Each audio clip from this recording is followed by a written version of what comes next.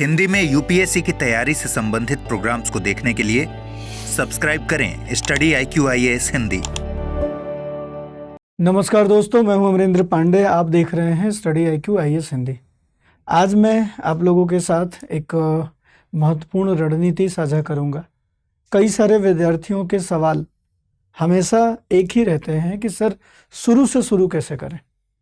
मतलब जब हम यूपीएससी की तैयारी शुरू कर रहे हैं तो हमें किन बातों का ध्यान रखना है, किस तरीके से तैयारी करनी है, समय क्या होना चाहिए तैयारी का, हमारा अपना टाइम प्रबंधन क्या होना चाहिए, हमारा जो अपना पाठ्यक्रम है वो क्या होना चाहिए, उसको पूरा कैसे करें, कहाँ से पूरा करें, किस तरीके से पूरा करें, प्रैक्टिस कैसे करें कि हम परिणाम दे सकें। तो इन सारी विषयों पे आज मैं उपस्थित हूँ आप लोगों के साथ चर्चा के लिए।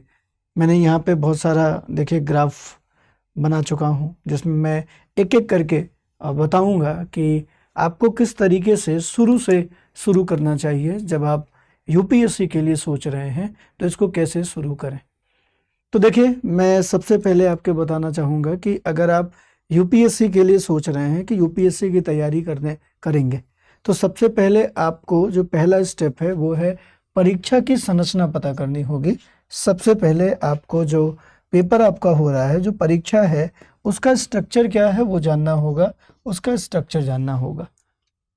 जब तक आप किसी व्यवस्था के जिससे आप जुड़ने जा रहे हैं, जो आपका लक्ष्य है, उसके स्ट्रक्चर के बारे में नहीं जानेंगे, उसको जानेंगे ही नहीं कि उसमें क्या क्या होता है, तब तक आप उसको एक रणनीतिक तौर पर आप उसको प्राप्त नहीं कर सकते।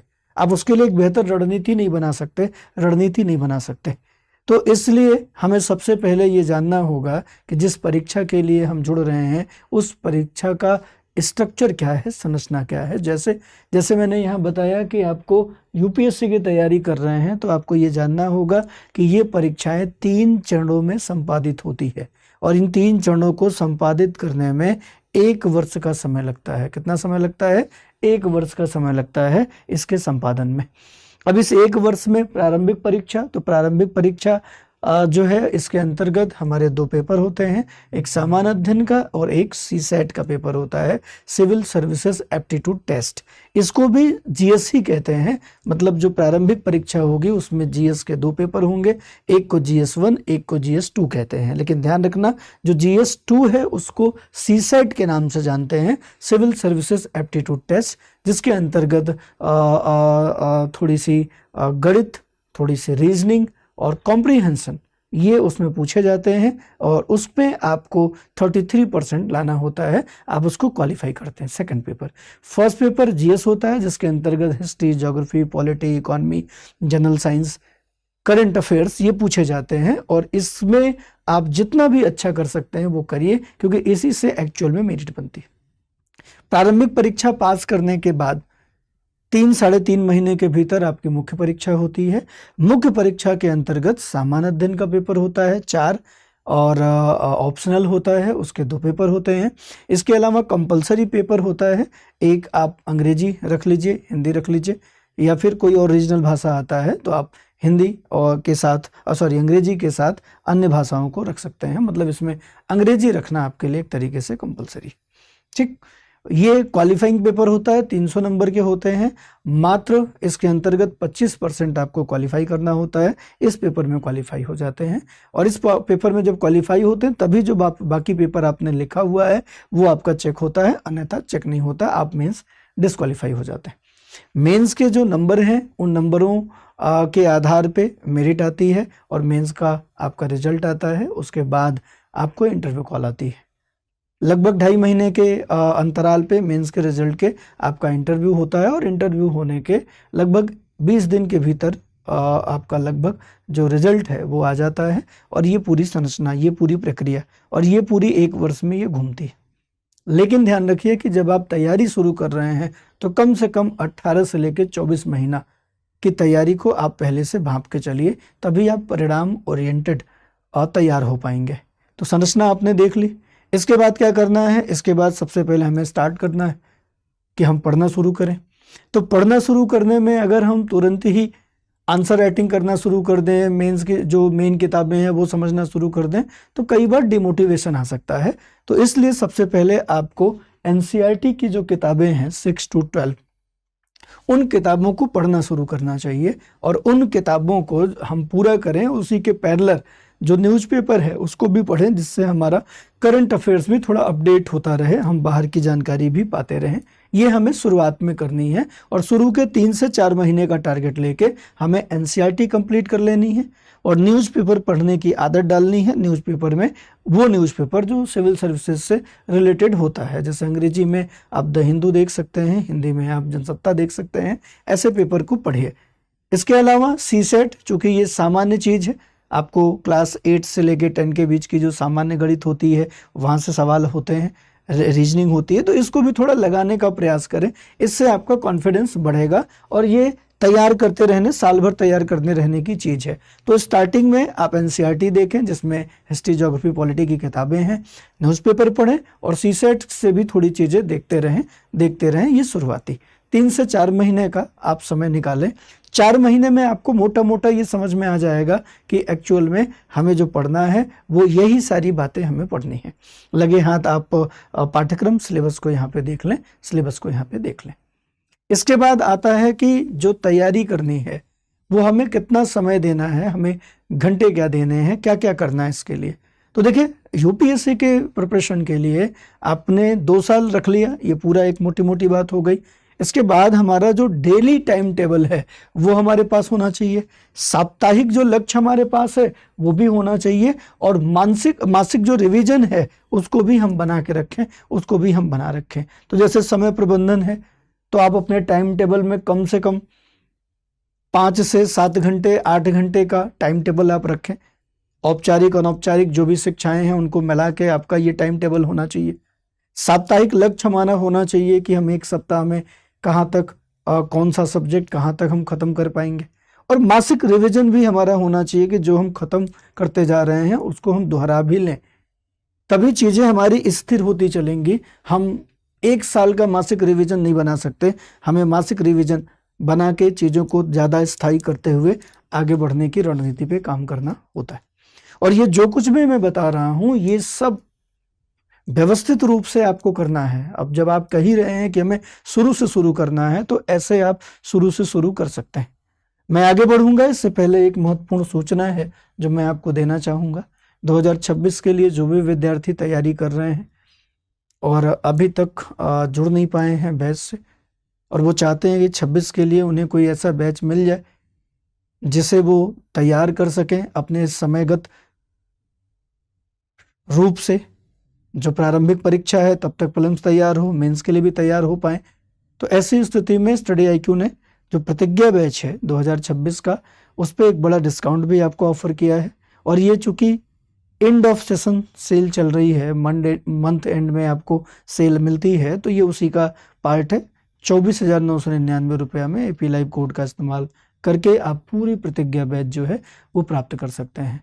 इस प्रतिज्ञा बैच की जो विशेषताएं हैं, इसके लिए आप स्टडी आईक्यू के ऐप पे जाइए या वेबसाइट पे जाइए, वहाँ पर जैसे ही कोर्स पे जाएंगे नीचे पीडीएफ डाउनलोड करेंगे, क्या क्या इसमें उपलब्ध होता है सब उसमें लिखा हुआ है, और क्या क्या चीज़ें कब कब क्या ख़त्म होगी, कौन से टीचर पढ़ाएंगे, कौन सी बुक्स हैं, कौन से नोट्स हैं, क्या स्ट्रेटजी है, पीआरपी क्या है, प्रीलिम्स रेजिडेंशियल प्रोग्राम क्या है, एमआरपी क्या है, मेंस रेजिडेंशियल प्रोग्राम क्या है। इस 24,000 रुपये में लाखों रुपए से ज़्यादा की चीज़ें आपको उपलब्ध होंगी। इसके लिए बस आपको स्टडी आईक्यू के ऐप पे जाना है या वेबसाइट पे, और वहाँ पे जाके कोर्स पीडीएफ डाउनलोड करके आप देख सकते हैं।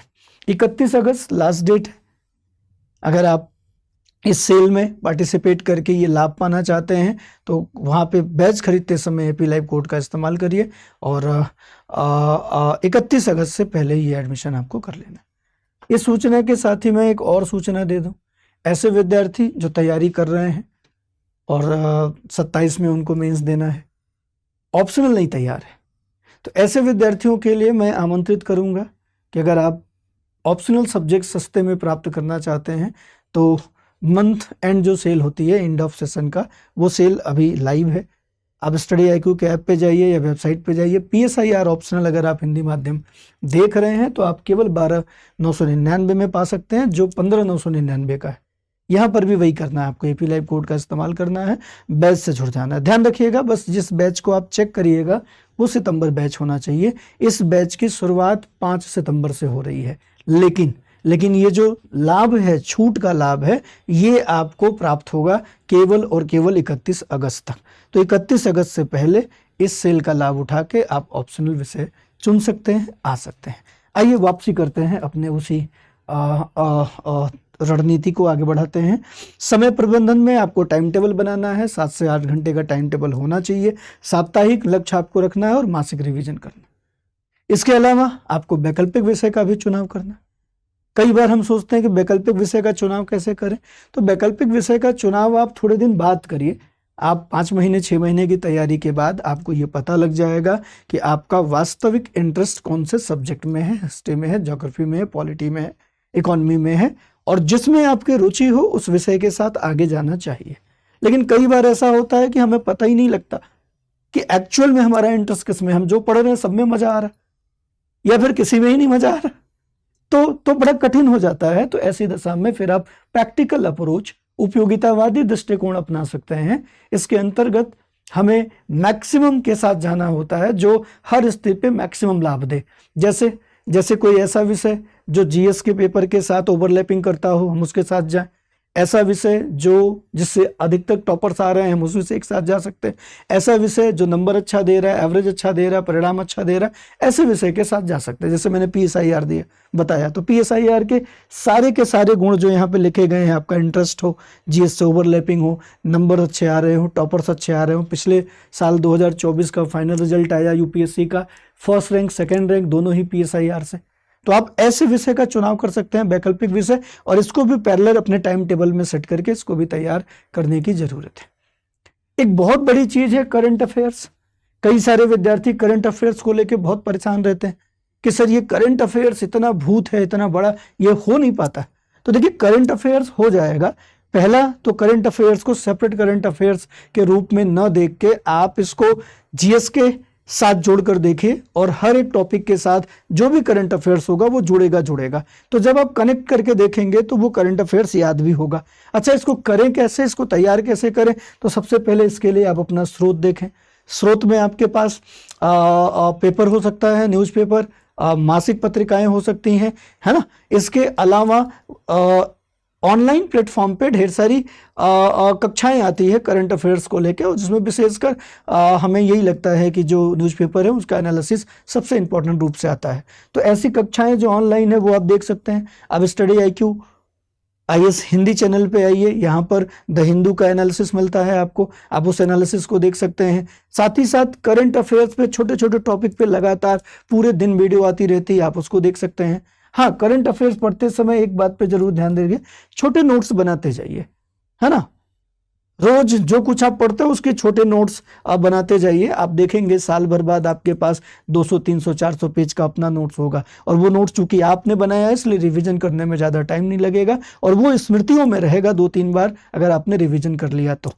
अगर आप बाहरी रिवीजनों पे टिके रहेंगे तो हर चीज़ हर बार नहीं होगी, और इतना समय होता नहीं आपके पास कि कर पाए। तो करंट अफेयर्स रोज बूंद बूंद से घड़ा भरने वाली स्थिति है, इसके साथ आपको जाना चाहिए। हाँ, यूपीएससी में पढ़ने से नहीं, आप लिखने से IAS बनते हैं। मेंस मेन होता है और उसके नंबर मायने रखते हैं, वो अभिव्यक्ति मायने रखते हैं, और इसके लिए लेखन अभ्यास होना चाहिए।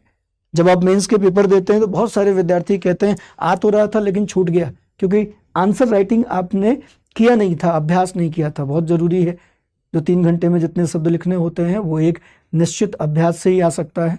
तो लेखन अभ्यास करना चाहिए। अब क्या लिखें? तो एक तो आप क्लासेस के दौरान लगातार अपने नोट्स बनाएं, ये पहली चीज है, जिससे कि लिखने की जो आदत है वो पड़ी रहे और शब्द भी मिलते हैं। फिर जो प्रश्न हैं, जीएस के टॉपिक हैं, उनको उठाएं, उनसे सवाल लिखें, प्रीवियस ईयर सवाल को लिखें। इसके अलावा निबंध भी लिखने का प्रयास, सप्ताह में एक निबंध जरूर लिखने का प्रयास करें, और जो आप लिख रहे हैं उसका मूल्यांकन कराएं। स्व मूल्यांकन नहीं, उसको किसी और से मूल्यांकन कराएं, तो समझ में आएगा कि क्या कमियां हैं और क्या चीजें हो रही हैं। अच्छा, ये सब करेंगे, लेकिन इसमें सबसे इंपॉर्टेंट क्या है, हमारा संसाधन क्या होना चाहिए। संसाधन में हम किन चीज़ों को जुटाएं? तो आपको किताबें और नोट्स जुटानी पड़ती है, क्योंकि इन्हीं से पढ़ना है, आपको इन्हीं को रिवीजन करना है, इन्हीं से समझना है। इसके अलावा कोचिंग की जरूरत होती है। कुछ लोग कहते हैं कि कोचिंग जरूरी है। नहीं, स्वाध्याय भी कर सकते हैं, लेकिन स्वाध्याय करने में जो आपका भटकाव है वो बना रहेगा, हो सकता है लंबा समय लग जाए। कोचिंग्स क्या करती है, आपके इस भटकाव को समाप्त कर देती है। एक नियत समय पे, एक निश्चित ट्रैक पे आपके जो सिलेबस है उसको कंप्लीट करा देती है, आपको एक दृष्टि दे देती है, यूपीएससी से रिलेटेड दृष्टि, जिसके आधार पर आप चीज़ों को बेहतर कर सकते हैं। तो आपको कोचिंग का चुनाव करना होगा। हाँ, कोचिंग बढ़िया चुनिए।